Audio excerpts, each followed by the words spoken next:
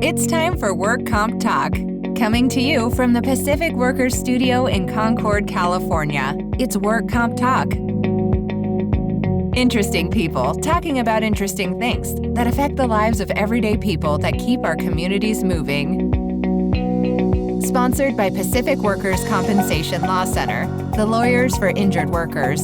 With offices in Concord and Oakland, Pacific Workers is the leader in California workers' compensation, representing injured workers throughout Northern California.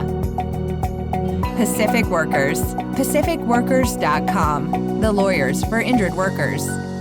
Now to your hosts, Eric and Carmen. Welcome and thank you for joining us on a special episode of Work Comp Talk. With me today is my co-host, Eric Farber. How are you? I'm okay. This is a little bit different than normal, isn't it? Completely different. We have a lot to update, a lot to talk about. We also want to thank our sponsors, Pacific Workers, the lawyers for injured workers. And if you want to go visit them, make sure you hit the website. The links are down below, or you can just go on to pacificworkers.com, find them on social media if you've been injured at work.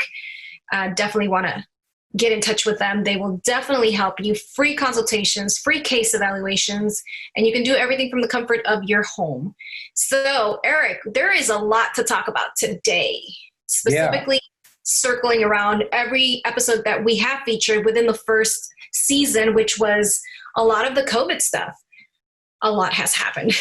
Yeah, it is pretty interesting. I mean, this is to everybody who's listening, who's listened to our podcast before, we have always had a guest. And on this one, we decided that it might be okay not to have a guest, that we were just going to update some people and update our listeners as to what has happened.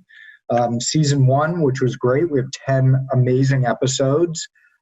Everything from Maggie Insdorf, which just launched, if you haven't listened to it yet, who's a therapist from Berkeley, talk about mental health and maintaining strong mental health during all of this, to Hazel Ortega, who was one of our first ones, who was just an absolute firestorm, wrote the book From Bounce Checks to Private Jets. As I always say, I want to make sure I don't go from private jets to bounce checks, right? And, I don't think anybody would like that. Once you get to those private jets, you want to stay there. Well, I still haven't been on one, so that's okay. But someday, maybe, right? Well, right. But we wanted to really update our listeners just on basic stuff about COVID and what's going on, what we're seeing, you know, the governor's order that came out, the expiration of that governor's order.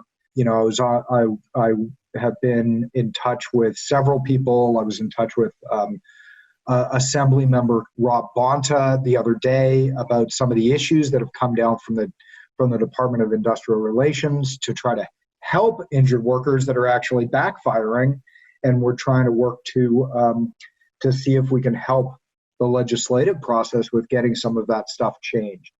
So sit back, put on your seatbelts. I think it might be a bumpy ride still. I mean, I think at this point, we never thought we would be talking about COVID in July. A lot of people speculated that maybe, okay, it was like a temporary thing.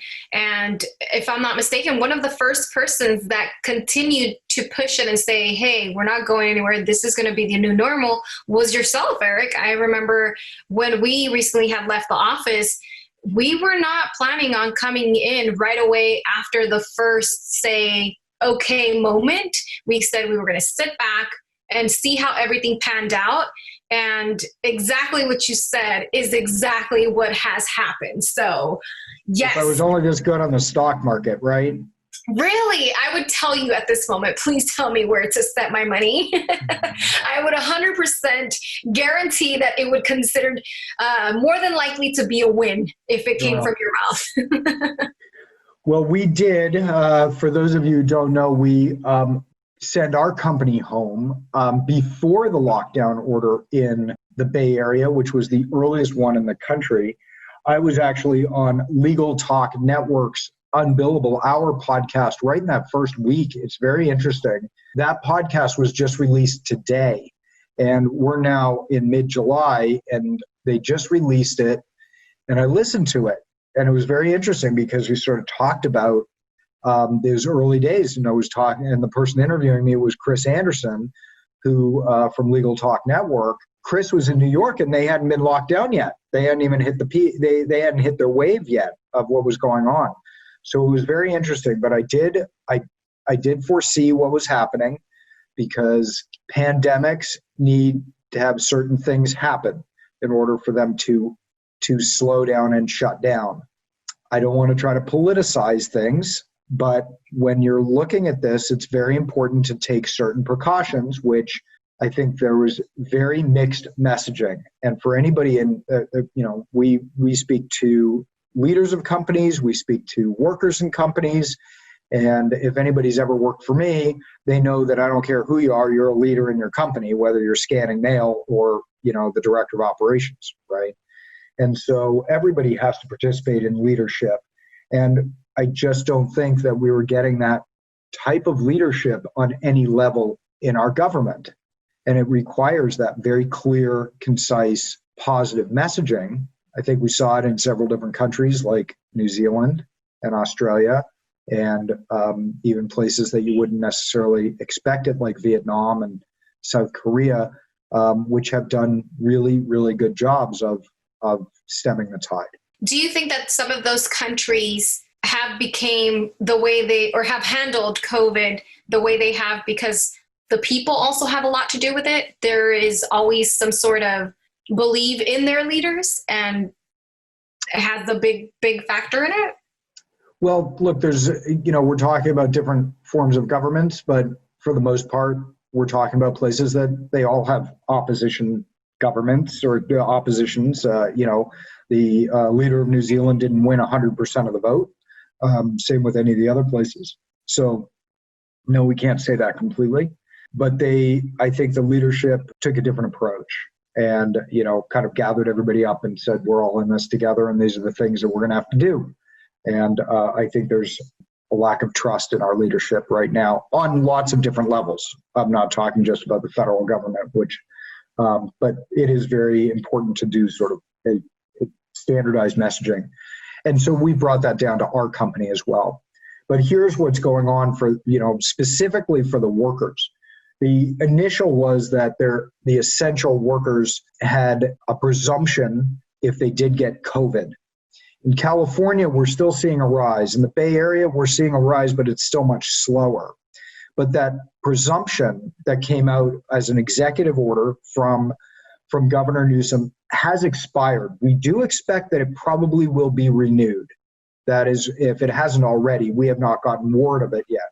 The other thing that's been very important is the fact that the Department of Industrial Relations, and I mentioned this a little bit earlier, we've been in touch with Assemblyman Bonta's office. He's a local assemblyman to Oakland, Alameda, and to actually discuss this, because what we're seeing is that they came out with telemedicine rules, but they didn't cover everything. It was done pretty quickly, like a lot of things, and that we certainly can excuse that, but they got to go back and fix some things.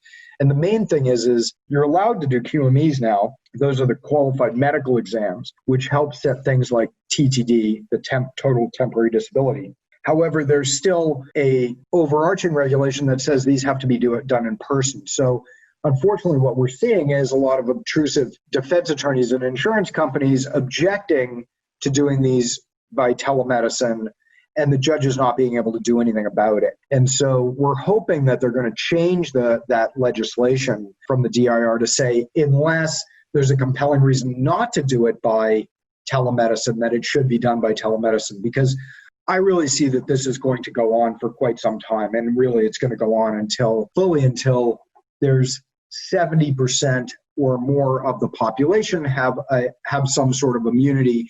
And that immunity is probably going to come from vaccine, because the latest results are, and they're not huge studies, but the latest are that the antibodies, if you do catch COVID, are really gone in about 3 months. And we don't know that for sure, and don't take my word for that. There are some studies out there, and we don't know. I mean, if there's one thing that we do know is a lot less in the beginning of a pandemic than later on in a pandemic.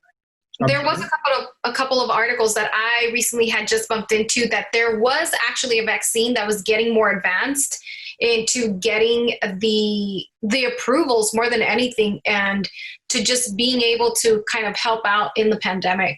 I don't know, Eric, what is your type of, when you dive into seeking some type of information, where do you go? Where do you seek for this information? Okay, well, it's a good question because, there's a lot of talk about the words of fake news these days. And I've always felt that fake news is, a code word for don't look at them because they're just saying bad things about me. And so where do I go? I go to several different places. I still believe the New York Times is a solid newspaper that has great research people.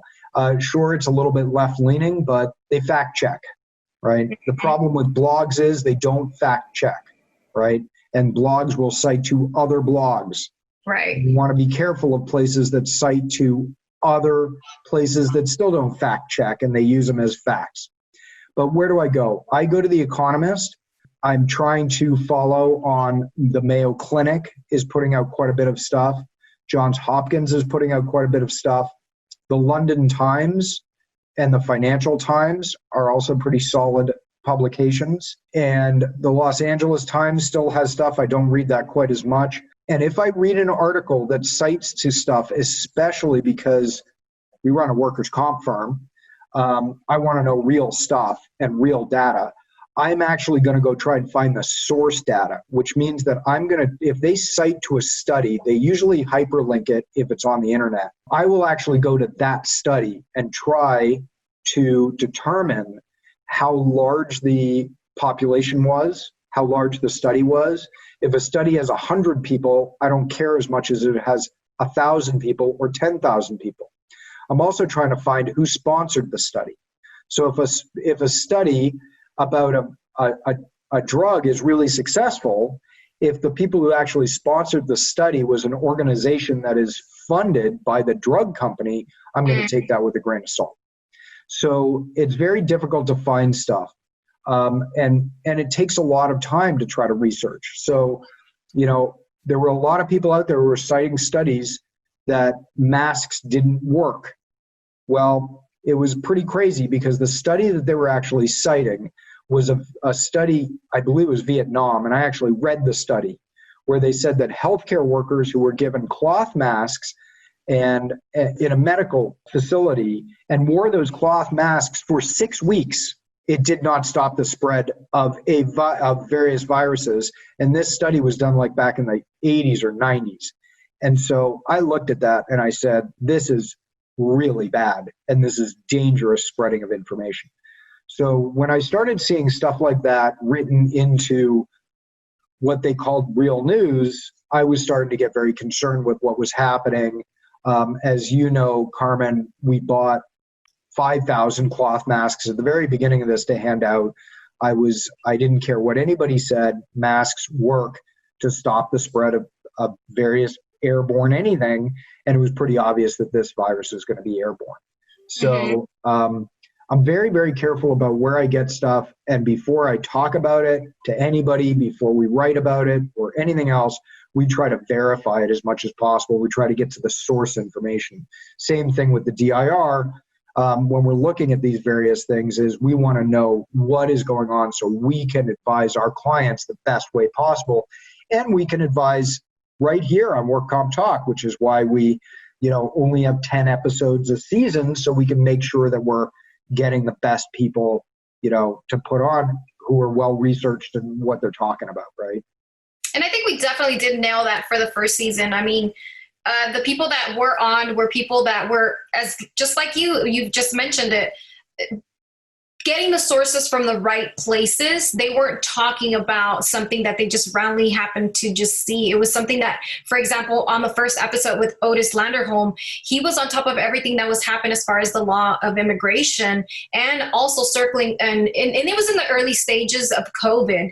But I think that at the end of the day, the information that he did provide, it panned out exactly how he said, how he mentioned it, which also comes back and just shows us that the information that was given, that is given, is reliable information. I don't think anything that was talked about during this first season has changed that much from where we were at in the beginning, besides the due dates. For example, that executive order that Gavin Newsom put out for the injured workers that we did talk about it, we have reached the deadline. But other than that, everything else has panned out exactly how everyone spoke about. And if you haven't had a chance to jump on those episodes, I highly recommend to jump on the episodes that have, a lot of information, like the tenant law with Eric Toscano as well. That one had information in regards to some of the things that people are dealing with. They gave that first order that the first 60 days were pretty much going to be excused for anyone to be able to be evicted from their houses. And I feel like in the same way that possibly the whole injured workers, or if someone gets the COVID at work or it gets affected by the virus, there's going to be new changes, new updates to those laws as well. And we do have all the websites where you can look for these guests that we did feature on the show, and you can jump on there, and they all have blogs. They all talk about it. They're updating stuff constantly as well. So there is a lot of information. So I know we talked about the deadline for the essential workers if getting affected by COVID. You mentioned possibly adding a new deadline. What happens, in between that decision? Does it go back to the 90 days? It's not like you're not going to get taken care of. It's just, it might be a little bit longer of a wait period. Well, no, here's how it works is what that deadline is, what we're talking about there is that essential workers have a presumption that if they got COVID, that there's a presumption that they got it from work. Now, what a presumption is, a legal presumption is, it's presumed unless they can prove otherwise. Right. So now, trust me, this is what they're always trying to do, but it gives a little bit more of the sort of foot on the scale of the essential worker if they did get COVID, right? And so it's a sort of unfair playing field a little bit. But if they come back in and say, hey, look, not one person where you worked alone at, a medical facility, setting up Zoom broadcasts for medical appointments, and that was it. Yet every single person in your family at home had it. Well, that's the presumption is going to disappear. But so that's what the governor allowed, and it's for 11 different categories of essential workers.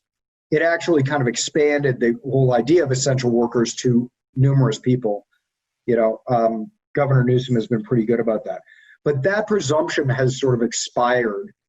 But my guess is that they're going to continue with that presumption, or they're going to retroactively put that in because it's still going on. And the other thing is we all know that this is happening, is the Amazon delivery drivers are out there, the medical facility people are out there, and we may be in the Bay Area where, we're in Alameda County. As of today, it's maybe about 83 or 8,400 cases, or I'm in Alameda County. You're not, I know that. About 83 or 8,400 cases going on, but there's 1.7 million people in Alameda County. Right. We wore masks early, and to say that we're locked down, I mean, I live across the street from a park. That park's full every day. There's just a bunch of people wearing masks, and it has been since the very beginning, right? Our little village area where I live, that's packed every day. I mean, at the beginning it wasn't, but now, you can't get a parking spot over there, but people are wearing masks, so it doesn't seem to spread. So, people are conscious of each other. I think the messaging of the whole mask thing was very, very bad. America said, look, if you want to protect your fellow person, your neighbor, if you want to help fellow mankind, wear a mask. In America, what they should have said, if you want to protect yourself, wear a mask. Yeah. Right? And then everybody took it in the aspect of, well, I'm not going to get it. I'm good. If I get it, I'll survive. But basically, they want to get the message out to Americans. Yeah, choose on us, right? And so anyway, we haven't seen a whole lot in Southern California. I mean, it's bad, and it is increasing here, but they keep locking down. And I know that's very, very difficult on a lot of people. right? And hopefully they can pivot. We're trying to do as much as we can. I know personally, the companies that I deal with on a regular basis before this, I'm trying to do as much as I can. I bought a lot of gift certificates for future use. As I'm certainly not going to, to my massage therapist who I usually go, the company that I usually go to, Kumi Spa, which is fantastic, not open. Our gym, not open. The place to get my hair cut, not open. So I'm trying to prepay in advance so they can maintain. And if you are listening and you can afford that, by all means, I mean, we're not having our regular person come in and clean the house.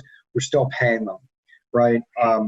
And if you can afford to do that, you should. It's going to be very helpful to the workers. I think it was something really interesting that a lot of companies also jumped into. For example, my dad that works for the garbage company in the city of Fremont and Union City, they actually gave their employees debit cards, like prepaid debit cards, and gave them a list of businesses around the area, around those cities, that they're like, hey, you can use these debit cards to go buy lunch. They're obviously considered essential workers. They're still out there every single day. And it was kind of a way to help the businesses that, are in these areas so that they can just continue to be in business. And a lot of these businesses were moms and pop shops, like little restaurants, the little taqueria, where you get your burritos. And for the company to do that for the employees and I think in the community showed, how they're helping each other out. Yeah. Because what's going to happen, these companies, say these little moms and pop shops close, then there's no garbage to pick up. And then what? And then what happens? People lose jobs. Yeah. And it's look, I get that they want to support mom and pop shops, but it's all of them. Those chains that are out there, very often those are franchises that are mom and pop, and they're still workers, right? So, one of our favorite places to go is the El Pollo Loco down on International. It's one of my favorite places, right? We still try to do it once a week because those people, even though it's a big national chain, I'm sure it's a franchise, and there's just the regular people are working there just like anywhere else. And we've been really conscious of that. Unfortunately, our budget, it doesn't match eating out that much. So right. we're trying to control that. But I've always got a little bit extra for El Pollo Loco. I can say that. So, any pollo. You like any type of chicken. I mean, you're a super fan of chicken and waffles. If you ever want to entice Eric to a great meal, just invite him for some chicken and waffles. He'll be the happiest person ever. I certainly will. I'm a big fan of Southern food. But chicken and waffles is not Southern. It's not? I thought it was. No, you can look it up. It came from Harlem. It came from Harlem. And it was back in the Harlem Renaissance. Boy, we're really off topic, but I've always been so interested in this. But it came during the Harlem Renaissance where people would go out to these great nightclubs at night and, they'd go to the jazz clubs and things like that. And then, they'd finish out at 2, 3 in the morning and they'd go to these restaurants and they'd want something that was sort of dinner and breakfast. Oh my God. That's how it ended up to be chicken and waffles. I always ask myself, how can you have chicken? To me, I'm such a breakfast person. So waffles are like my top favorite, but I just never understood why am I going to add chicken to my waffle if this is breakfast? Chicken is not breakfast. Well, it's funny because growing up where I grew up in Canada, what you pour on this stuff, you pour the same thing on waffles that you do on chicken in Canada. You use honey or syrup. Yeah, it's like a maple type of. Exactly. So basically, it's the same thing. And it just kind of mixes really well. Throw in a couple eggs, and you're all good. So anyway, listen, we are getting off topic, but here's the thing is Carmen and I are here. You can always send an email to us at info. Is it info? It's info@workcomptalk.net. You can hit us up on Facebook. You can hit us up on our website, which is workcomptalk.net, and you can ask some questions if you want some specific subject. Hey, we're all here, And we're happy to do it. We're happy to try and talk about it. Our goal here is to educate the workers of our community. If you haven't listened to any other episodes, please, Zach Unger, the head of the local firefighters, Local 55, amazing guy, author, polar bear wrestler, and right. Yeah, exactly. Hey, you guys think I'm kidding, but that's actually what he used to do. So, so to speak. We've just got some really great people, and I think we're gonna have Otis Langerholm back to update on immigration issues, because a lot's changed there. There's no question about that. Probably more has changed in immigration issues than anywhere else. So listen, stay safe out there, wear a mask, and if you got any issues, give us a call. Want to thank our sponsors. Carmen, take us out. Definitely. I do want to touch base first. Also, for those that have been listening, if you guys did hear Eric talk about the masks that we did pre-order, and we were able to give out some of the masks to the community. We still have a couple of masks available. If you are in need of any of these masks, feel free to also reach out to us for that. We would be more than glad to send you a couple of masks over. It's because we know this is not going anywhere. And stay tuned for our second season. We promise you it's going to be just as good as the first season, very informative. So, can I have your phone? All right. Nothing like working from home. Carmen, introduce our guest. Sure. This is my 4-year-old son who ran in here and literally asked me for my phone. He's been at home, and that's just a whole nother world also that we've been dealing with. But nonetheless, make sure you guys visit us everywhere on social media. Make sure you guys check us out, share this information, share this podcast with everyone you know, and we'll catch you guys on the next episode. Thank you. Have a good rest of your day. Take care.